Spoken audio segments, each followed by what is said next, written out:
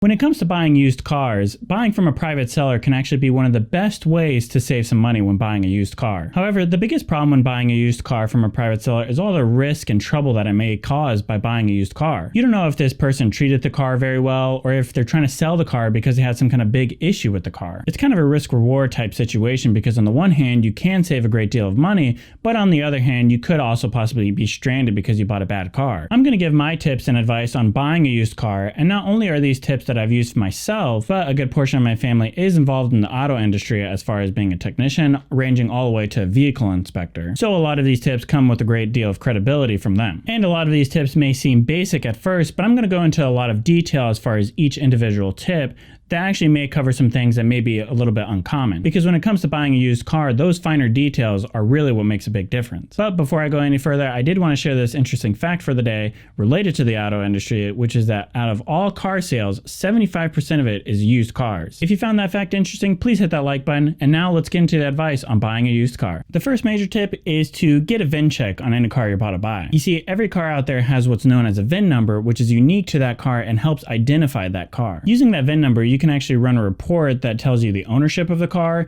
if it's been in any major accidents, and it basically tells you a history of that vehicle. Usually this is referred to as what's known as a Carfax. These reports can range from $30 to $50 depending on how many you get, but it's well worth it, and I'll give some reasons why. If you run this report and find out that the ownership of the car has changed hands quite a few times, then the owner you're talking to right now may not actually know the full history of the vehicle they're talking about. He could have maintained the car very well and actually known that there's no known accidents as far as his ownership, but he doesn't necessarily account for all the previous ownerships as well. Now, the general advice I usually give to people, especially people that aren't too familiar with cars, is that when you're buying a used car, to make sure that it only has one owner, which is the owner you're actually talking to. Now, the other key point that a Carfax will tell you is whether or not the car you're looking at has been in any major accident. You see, a car can have what's known as a clean title, but it could also have something known as a rebuild title or a salvage title, or there's actually plenty of other different types of categories. You can Google the different definitions if you're curious, but at the end of the day, to play it safe, you're going to want a clean title. Sure, sometimes you can find a pretty good deal on a car that's been rebuilt and that has been in a major accident, but unless you're really familiar with cars and repairing cars,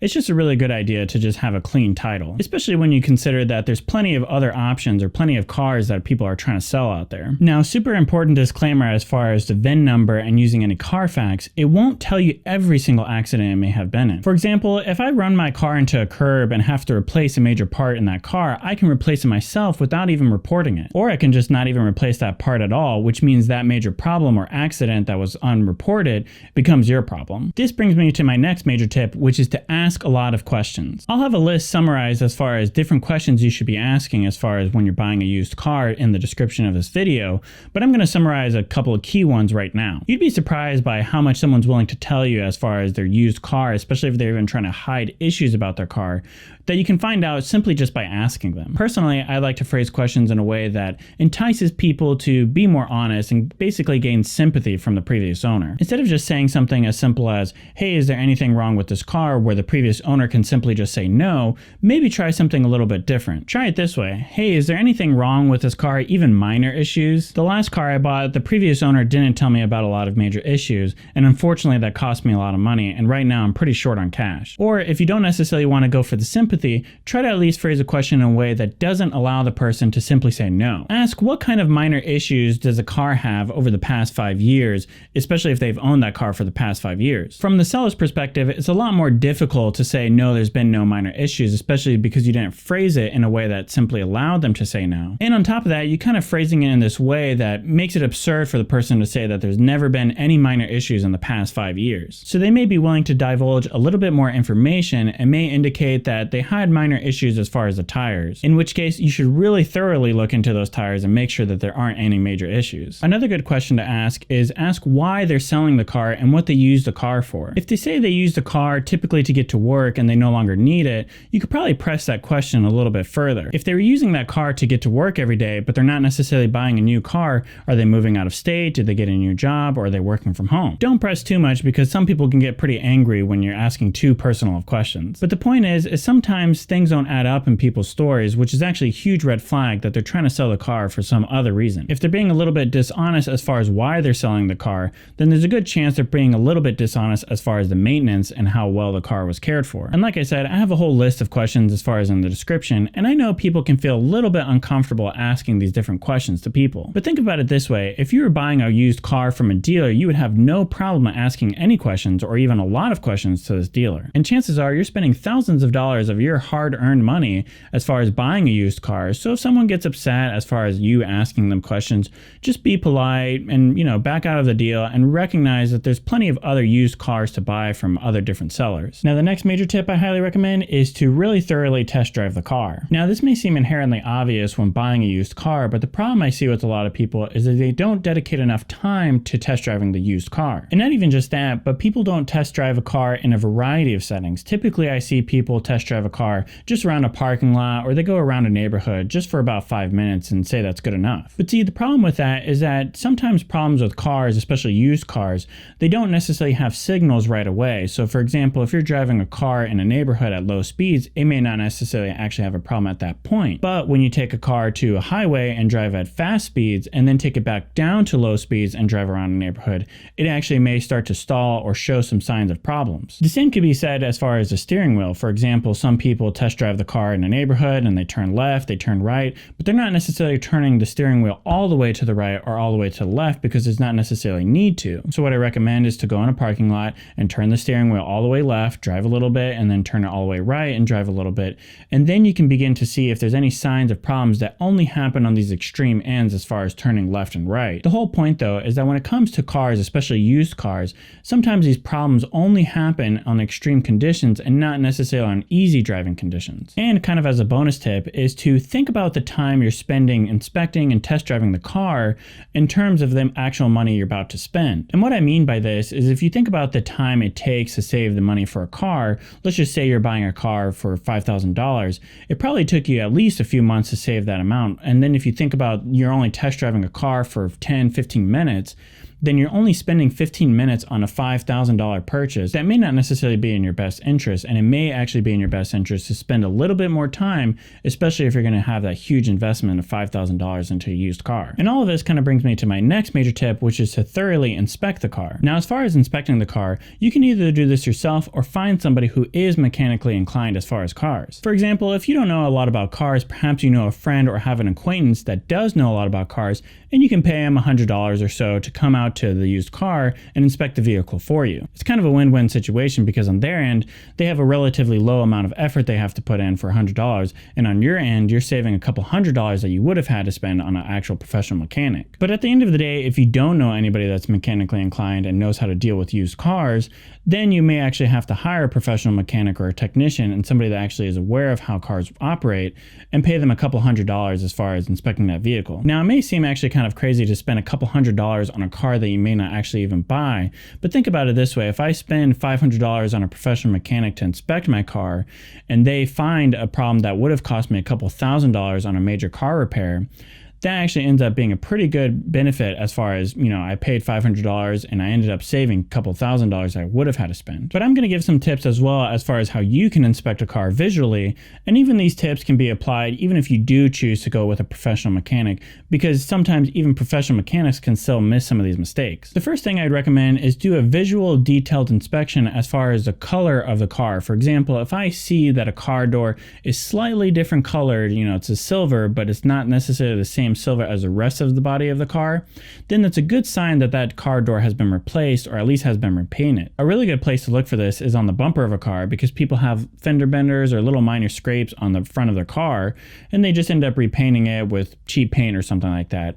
And so then it's a really good idea to look at the bumper and see if it's the same color as the rest of the body, and if it is, you just end up asking a question and see if they have a reasonable explanation on why the bumper was repainted. Another good thing to do is to open up the hood of the car and see if anything visually stands out. For example, if I'm looking underneath the hood of the car and I see something majorly leaking, then that's obviously a really bad sign. But another good example of this would be if I'm looking under the hood of the car and I see something that stands out that clearly is new and actually is a lot cleaner than the rest of the pipes in the car, then there's a good chance that that pipe has been replaced. So once again, this is probably a good question to ask the owner and ask them if they replaced them themselves and if there's a reason why they replaced that pipe. You should also look at the seams of the car as well as welding spots, because that can also be a good indicator if anything's been newly replaced. And this may seem a little bit extreme and may not necessarily always be an option, but it's a good idea to find the exact same model and make of the car and find it somewhere else and kind of visually inspect that car and then compare it to the used car you're looking to buy. That way you can kind of compare the two cars and see if there's anything visually different about the car you're about to buy,